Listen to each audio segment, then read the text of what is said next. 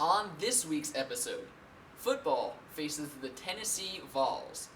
This is Capital City Sports.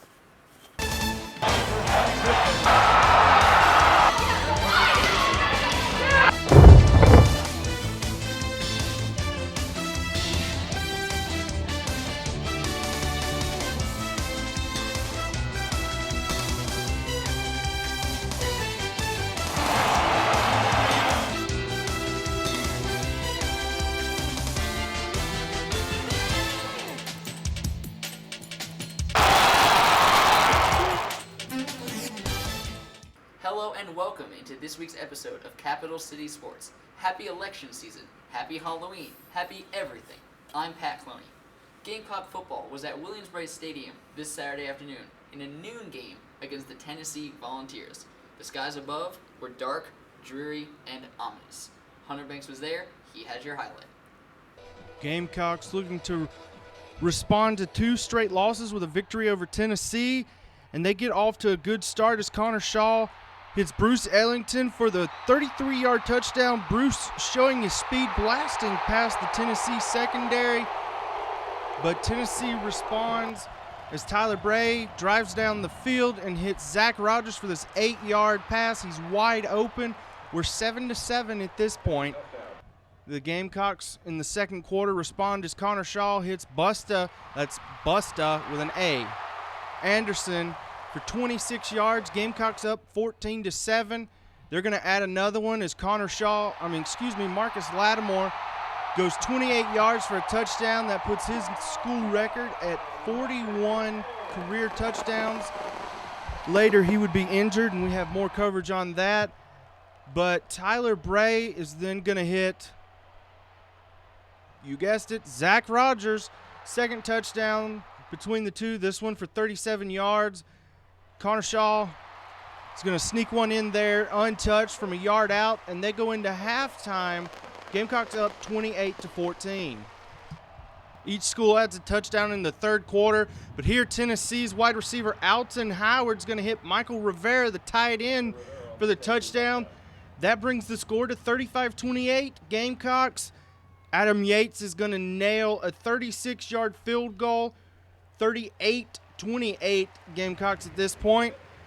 And then with 8 minutes to go in the fourth quarter, Tyler Bray is going to find Zach Rogers for the 22-yard touchdown, bringing the score to 38-35. And after some stellar defense late in the fourth quarter, the Gamecocks hold on to win by that very score, 38-35. For Capital City Sports, I'm Hunter Banks. Overshadowed by the injury to Marcus Lattimore was a terrific game for Connor Shaw and the Carolina receiving corps. For more on that, we send it to Hunter and Alyssa in the boardroom.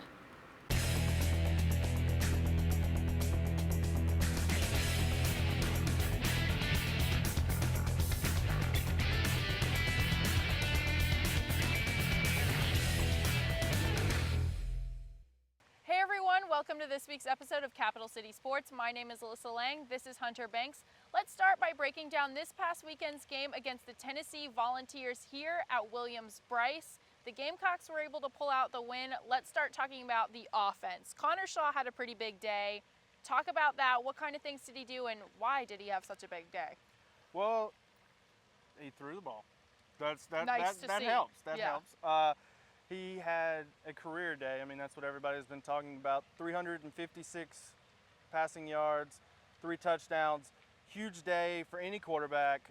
It's especially huge for a quarterback who's known for running the ball. And as far as why he had a good game, the Tennessee secondary, they suck.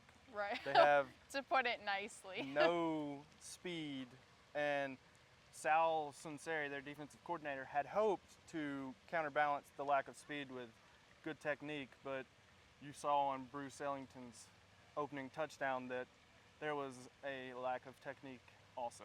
Now, Bruce Ellington was another player who had a big day. Him and Justice Cunningham both put up some big numbers. Yep. Talk about that a little bit. Well, we haven't had a 100-yard receiver all year. We had 2 against Tennessee. Nice to see again. That was big, and To be honest, it wasn't the two I expected. I thought it would be Ace and Busta. Yeah. But it was Bruce and Justice, and it's good for Justice because he's a senior tight end. You know, if you watch the show often, you know I love the tight ends. And as far as Bruce, it's always good for him to have a big day because you hear several "Brew" chants in the stadium. That's always nice to hear too. Oh yeah, yeah. Now, somebody who had a big day as far as positives and negatives was Marcus Lattimore. Yeah. We'll mention it now, get into it a little bit more later. He had a big injury, forcing Kenny Miles and Mike Davis to step in, and they will be taking most of the load for the rest of the year. Talk about that. What's the running back situation look like now? Well, Kenny is now the starter, so I'm sure Spurrier is extremely happy he decided to stay and not transfer. And you know, Kenny's a quality running back. He's an SEC running back. People seem to forget that. But in all honesty, I think Mike Davis is going to end up replacing him as the starter before the year's over. I have a lot of faith in Mike. His style of running is better suited for our offensive scheme, our offensive line. Lattimore is more of a downhill running back, whereas Mike Davis is a good mixture of both. Yeah, you see Mike pushing through Yes. and making the cuts. I see a lot of good things from him. I don't think he'll have a breakout game this year, but you'll see evidence of his talent this year. Well, that's always something to look forward to. Now, looking in the grand scheme of things, if you were Spurrier this past weekend, what would you have done different? What did you like that Spurrier did, and then what kind of grade would you give the offense looking back? Well, what I like that he did is he threw the ball. Now, Nice. you know, he has been trying to throw the ball. It just hasn't worked out, but the offensive line had a great game, so Connor Shaw was actually able to get throws off. Right. But, you know, it's always good for that. The thing I didn't like was it's not really a Spurrier thing, but it's a Lorenzo Ward thing, the defense. This is Tennessee. You shouldn't be giving up 35 points. Right. I know Tyler Bray's an NFL caliber quarterback, but this is supposed to be a top of the nation defense, and it didn't look like it. Right. Well, we will get into that a little bit more after the break. This will do it for offense, unless you have anything else to add. I give the offense a B. All right. That's my grade. Sounds good. Well, join us after the break. We will go in depth and break down Gamecock defense. After the break, Hunter and Alyssa are back to break down the defense against the Volunteers. Don't go away. The Gamecock defense surrendered some big plays through the air to Tyler Bray and the Tennessee attack. For a closer look at this defensive performance, we send it back to Hunter and Alyssa in the boardroom.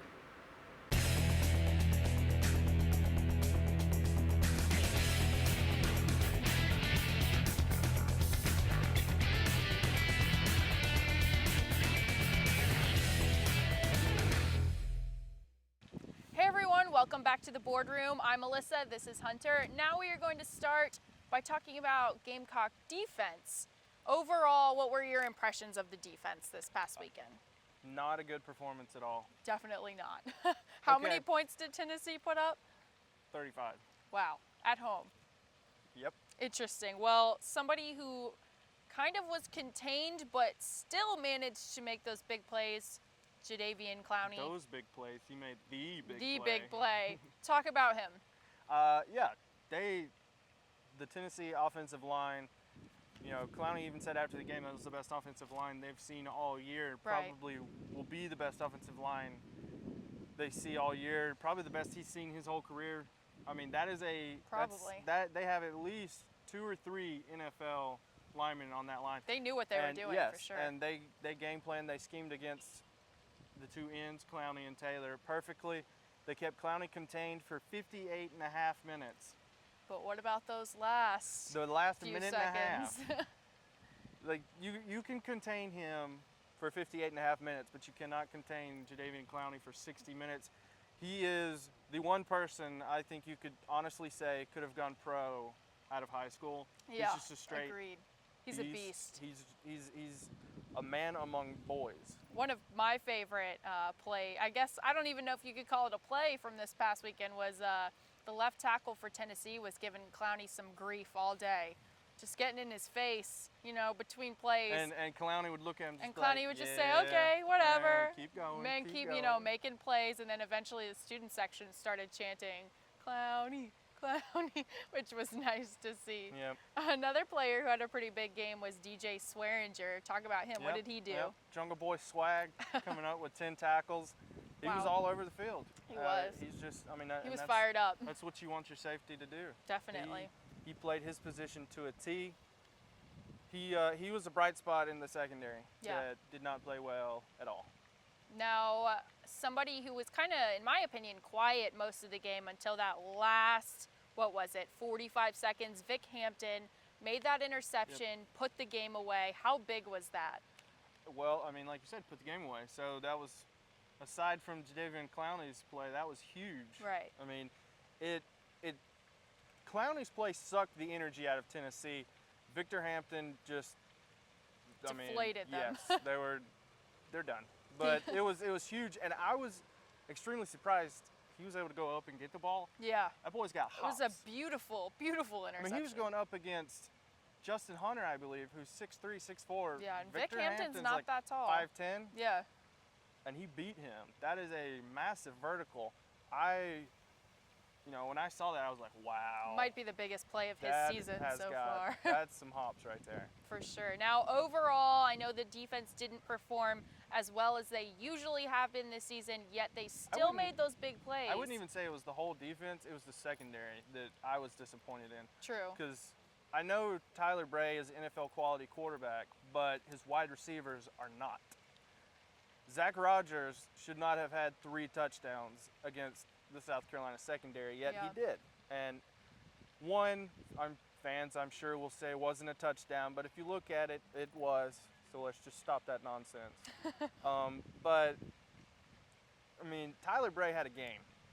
He had over 350 yards, 4 touchdowns. Yeah, 1 interception, but it's kind of iffy interception because it was desperation. Right. But the boy is going to be in the NFL, but still, I mean, these are quality cornerbacks, quality safeties. I was dumbfounded because this is not what I expected.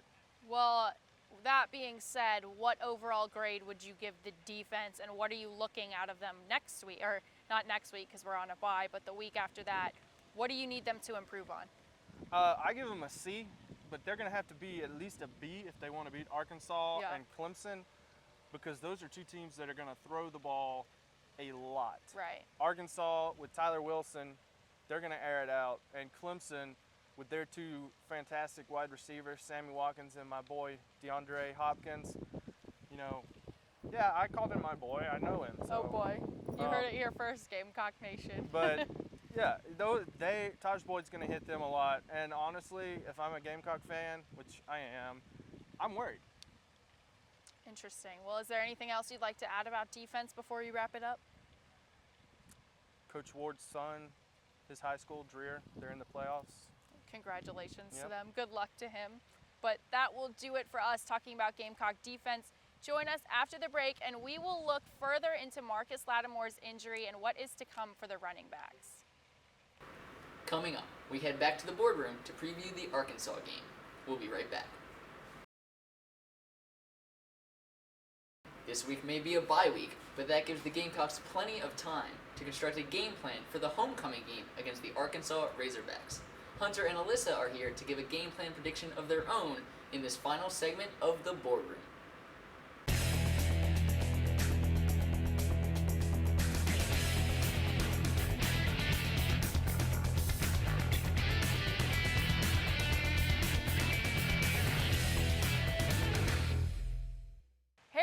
Welcome back to the boardroom. Once again, my name is Alyssa, this is Hunter. Now we're going to take a more in-depth look of the injury to Marcus Lattimore from this past Saturday.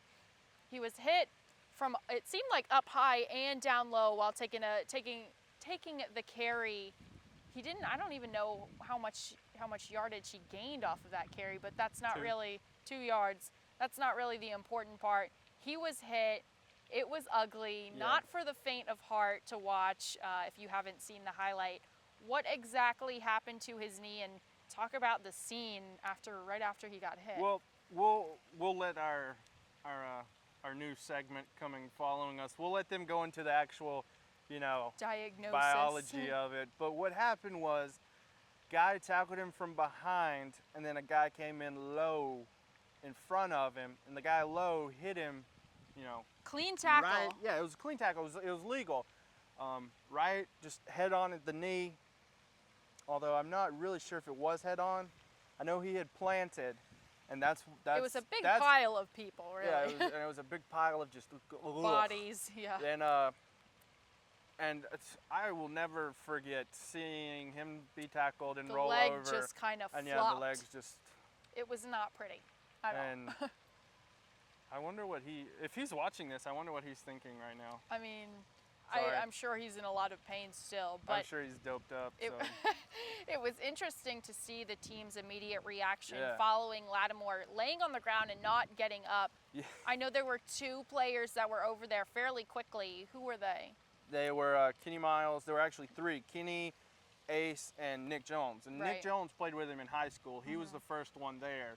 And as soon as the medical staff, the doctors, and the trainer saw it, they knew that it was bad, Yeah, and they were they out were there out. Yeah. before the guy who had the ball in the end zone, because Lattimore fumbled the ball, but he was ruled down before the guy would even realize what had happened. Before anyone they really realized. They already had his knee back in place. Yeah. And that's what is amazing, is that they knew that they had to get it back in place, or else there could have been Much more serious. arterial damage, which could have led to a amputation. I don't know of any college cases, but I know of several high school football cases where kids have had injuries like that, and they've had to have their knee or below, amputated. And Yeah. it was a gruesome injury, and frankly, he's lucky that it was only a dislocation, Right. because like it was falsely reported, it looked like it could have been a broken femur right above, because the angle that the knee was at was Just totally off. it was at a 45-degree angle. Well, like you said, we'll let our show, soon-to-be doctors, take a further look into the diagnosis. Yeah. But let's kind of get into the morale of the team right after that. I personally have never experienced being in an area full of 80,000 people just get the wind knocked out of them all at the same Yep. time. What was it like? What were the emotions like going into halftime? What was up with the team? What was going through their minds? They were bummed, obviously. That being an understatement, Yeah. I think. In the story that we posted online, there's a shot of Justice Cunningham walking away from the crowd, just shaking his head. And to see a hardened player like Justice walking away emotional like that, I saw Kenny Miles was crying. Another one, yeah. He may not want to admit it. That was another but picture yeah. too that I saw. And it's just, for these guys to be that emotional, that really speaks volumes Yeah. to the character of Marcus Lattimore.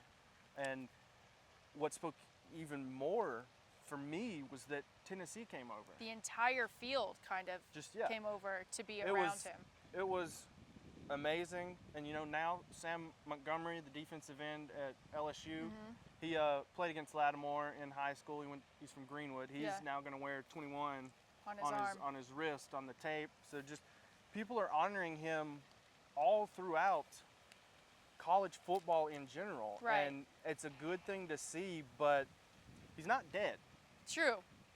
Which, getting into that, I think, it's great to have support for Marcus Lattimore, the person, the football player, the idol, the leader that he is in this community.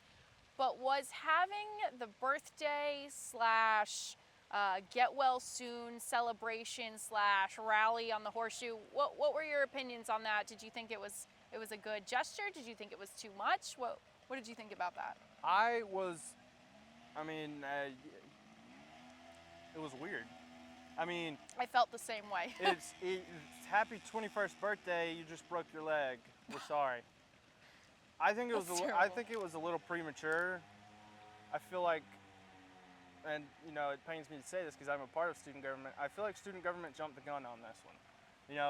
There was no need for it. I feel like it was more geared for the fans than it was for Marcus Lattimore. It gave them a way to, express it. But, like I've said, like you've said, like a lot of people have said, he's not dead. So Right. why are we having a Marcus Lattimore day? He is an athlete. He Yeah. knows that these injuries come with the game, and he's already in the state of mind. He said, "I'll be back. I'll be Yes. back." So I think I just want to people say, are I dwelling imagine on him it. saying that in Arnold Schwarzenegger. I'll be I'll back. be back. Oh, that's one for the history books right there. But no, I thought that was. I mean, yeah, it was fun. It was exciting, and it was also cool because it was a candid moment for the team. They sang "Happy It was Birthday" to him, supportive, yeah. and then everybody hugged somebody in his honor, which Yeah. that was kind of cool.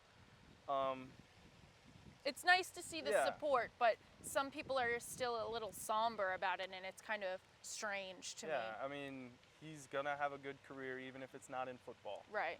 Although, to be honest, it probably will be. If he can't play, he's gonna coach. Yeah, I agree. But he did say he will be back, and Spurrier mentioned that, He's got that before red shirt. Lattimore might have just been a 3-year player. Now he might be a 4 or 5-year player. He still hasn't Yep. used his redshirt season. He's going to take this next year to rehab, and he'll probably be back come 2014, you think? Yeah, I don't see him coming back next year because this is multiple surgeries. Right. And again, they'll get into this more in the waiting room, I think is what they're calling it. I believe so. But it's just, it is what it is. But can we talk about the quote unquote reporters?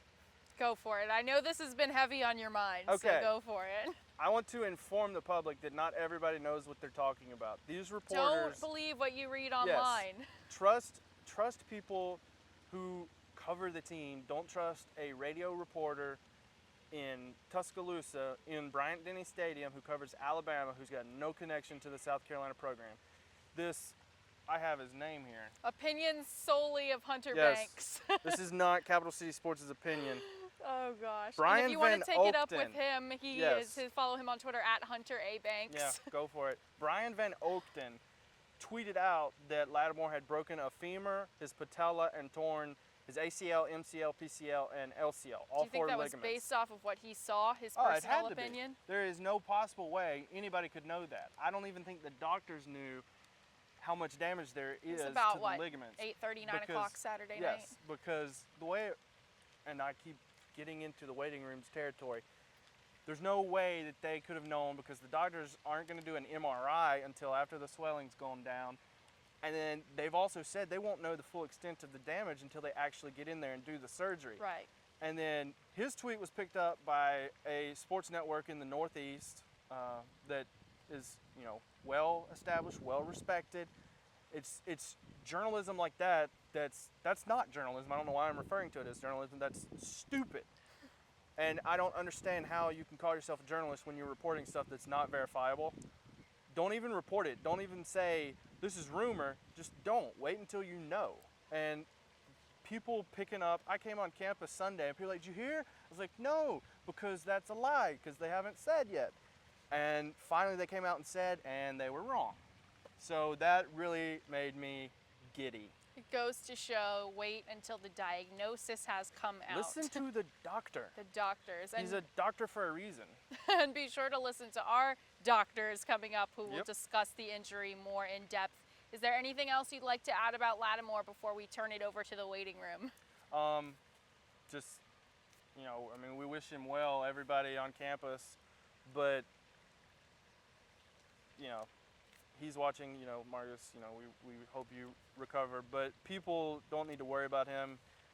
He's a strong guy, not only physically, but mentally. He'll get through this, and who knows? I mean, Willis McGahee suffered a similar injury, and he got drafted in the first round, and is still 10 years later a running back in the NFL. So I'm not that worried about him. Definitely. Well, that will do it for us here in the boardroom. Thank you for tuning in to this week's episode of Capital City Sports. Be sure to stay tuned for the waiting room and learn more about Marcus Lattimore's knee injury, and be sure to tune in to our next episode where we will preview the upcoming game against the Arkansas Razorbacks. Remember, reliable sources. Thanks for watching. A lot of information came out this week on the status of number 21, some of it true and some not. For the real story on Marcus Lattimore, we sent it to Hunter Banks.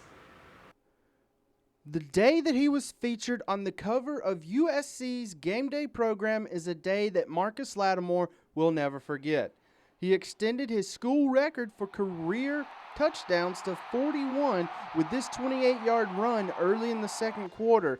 But late in the second quarter, he suffered a gruesome knee injury that has sidelined him for the rest of the season. The USC medical staff rushed to his side, but what they found was enough to trouble even the most hardened of players. But in a show of great respect, the entire USC bench and most of the Tennessee bench surrounded Lattimore as he lay on the ground. The medical staff eventually carted him off the field and took him to the hospital for further evaluation.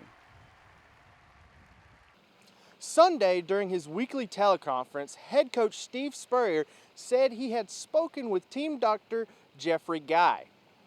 Marcus, with the way Dr.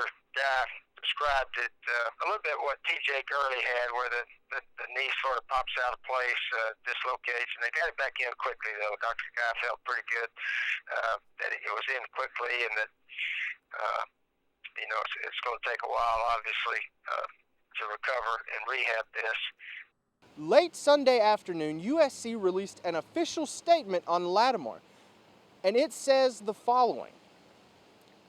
University of South Carolina junior running back Marcus Lattimore suffered a significant impact to the front of his right knee during the Tennessee game on Saturday. The ensuing hyperextension of the knee resulted in injury to several ligaments. There were no fractures or additional injuries, according to team physician Dr. Jeffrey Guy. It also said Lattimore's surgically repaired left knee was uninjured during the play. The release went on to say that Lattimore is resting comfortably and will continue to be evaluated over the course of the week, and that Lattimore has already begun the process of preparing for surgery and his eventual return to football. And Steve Spurrier echoed those thoughts. Marcus had a good attitude today. We saw him and talked to him, and he knows what the road ahead is, and we're all hoping and praying he'll be back. Since he wasn't redshirted, he has 2 years to play one, and whatever the time frame of this knee requires, I think we have to wait and see, according to Dr. Guy. So we're optimistic that his football days are still ahead of him, and there's been history of guys coming back and playing from this type of knee injury, according to Dr. John Guy. One question remaining is how long the rehab process will take.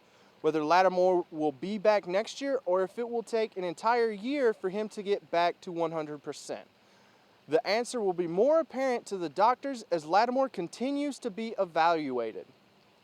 If you'd like to see a copy of the entire release, visit SGTV's blog at sgtvblog.tumblr.com and follow Capital City Sports on Twitter at CCS on SGTV for continued coverage. For Capital City Sports on SGTV, I'm Hunter Banks. Still to come, Josh Huffines and I unveil a new segment where we add a little science to the show. Stick around.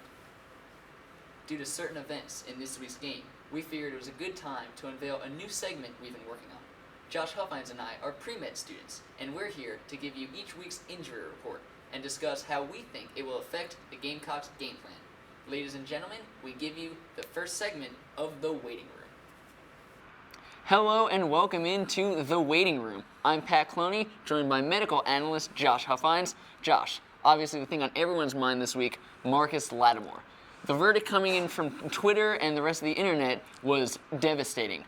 We had broken femur, broken patella, and all 4 CLs in the knee torn. But according to Dr. Guy, that was not the case. Josh, explain. No, it was not the case. You had a rumor coming from a Florida athletic trainer who was in Mississippi or something like that, saying that Marcus Lattimore broke his femur, chipped his patella, and broke the PCL, ACL, MCL, and LCL. This is not the case. There are no bone breaks. However, the ligament damages that he predicted very well could be true. That is something I'm very worried about. pretty much what everyone's talking about, what Spurrier is hoping for right now is that Marcus Lattimore is going to be out for the rest of the season, next season, and will come back in 2014. And hopefully he'll be at 100%. Hopefully he'll be able to get back to the NFL. But in my personal opinion, I'm afraid that Marcus Lattimore will not come back as strong as he was. It's a very devastating injury.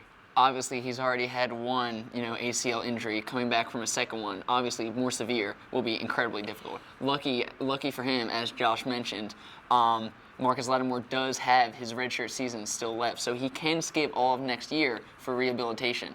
But I'm with you on this, Josh. I don't know if Marcus Lattimore is going to be as strong as he was after an entire year off and such a devastating injury. A lot of people cite Willis McGahee coming right. back from a pretty bad injury in which he did hyperextend the, I think it was his left knee. Either way, he hyperextended one of his knees and he had some damage to... Tore all 4 ligaments, correct? I don't think he tore all 4. He only injured 3 pretty bad, but I think one of them was fine. The only problem is that he didn't dislocate it. It does not compare to Marcus Lattimore's injury. But it is a glimmer of hope, though. I mean, you talk about people, obviously, like you said, have been comparing these 2 injuries, and Willis McGahee is a successful running back, has been so in the NFL for like 10 seasons now. So a glimmer of hope for any Marcus Lattimore fans out there. Well, there is a glimmer of hope. There's a lot of hope, in my opinion, because Marcus Lattimore knows how to treat this right. He'll fix it up real well. I think he'll be fine. I think he'll still be a pretty dang good running back in college football. It's just whether or not he'll be able to come back to the NFL. That's what I'm worried about. Obviously, Marcus Lattimore is a strong person. We wish him the best. We hope he can come back, but only time will tell. Now, Josh, obviously, he's not the only Gamecock out there who has suffered injuries in the past few weeks, and we've got some injury updates to report to you. What do you got? Well, first off, we have Mike Matulis and Kelsey Quarles. They're questionable for the Arkansas game because of a shoulder injury. Hopefully, they'll be able to come back and play during Arkansas, considering we do have a bye week. Also, we do have Jadeveon Clowney's foot. I noticed during the Florida game he was limping really bad because of some foot problems. However, during the Tennessee game, I wasn't seeing him limping as bad. He seems to be healing up from it, and hopefully he'll be 100% for the Arkansas game. We can certainly hope so. He and many other Gamecocks will certainly be needed as we battle the Arkansas Razorbacks. Well, that'll do it for us here in the waiting room. We thank you very much for joining, and we'll see you next time. That's all the time we have for this week. Thanks for watching. If you want to check out more of our highlights, you can go online to sgtv.sc.edu. Make sure to follow us on Twitter at CCS on SGTV and like us on Facebook. Just search CCS on SGTV. Now, before we go, I just want to express my sincere condolences to all those out there affected by Hurricane Sandy and the devastating damages it left behind. I'm with you. I was also affected. I just want to let you know that we can get through this, and everyone out there, just stay strong. Keep your head up. From all of us here at Capital City Sports, stay strong, East Coast. And for all of you Carolinians out there, have a great night.